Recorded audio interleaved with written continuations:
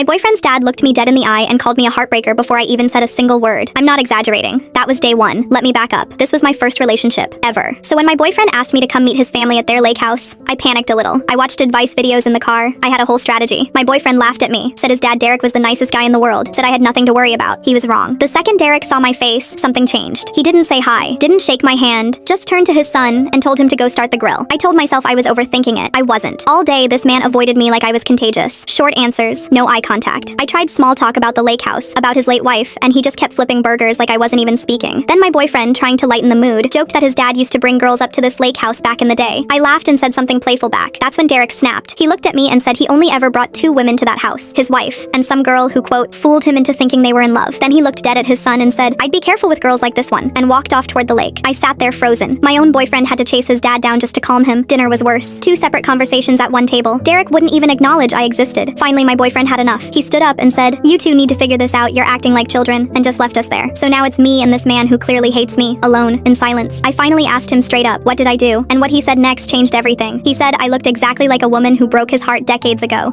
Some girl he almost ran away with in the 80s. She vanished on him. No explanation, no goodbye. So I pulled out my phone, showed him a picture of my mom. He looked at it, shook his head. Not her. Then he kept scrolling, and froze. There was an old photo. My mom standing next to my aunt, back before my aunt's accident left her in a wheelchair. Derek stood straight up from the table. He pointed at the screen and said one word. Her. Turns out the woman who broke this man's heart 30 years ago wasn't my mother. It was my aunt. The same aunt I grew up taking care of. The same aunt who never once mentioned some lake house summer romance from before her accident. Derek looked like his whole world just got rearranged in 5 seconds. He begged me to set up a meeting, said he needed closure, said she ghosted him right before they were supposed to run away together. I told him fine, but only if he actually gave me a real chance first instead of judging me on sight. He shook my hand right there at that table. The next day, my boyfriend called laughing, saying his dad would not stop bugging him about meeting my aunt. So I sent the address to her favorite cafe. Wheelchair accessible tables. Quiet corner. Told them we'd be there in an hour. Derek beat us there. Showed up early, with flowers. This man who looked at me like I was some kind of villain for an entire day was standing in a cafe parking lot holding a bouquet, more nervous than I'd ever seen a grown man look in my life. He walked my aunt to a private table, and 30 years of unfinished business finally got to sit down and talk. Turns out I wasn't the heartbreaker in this story at all. I was just the punchline to a love story that never got its ending.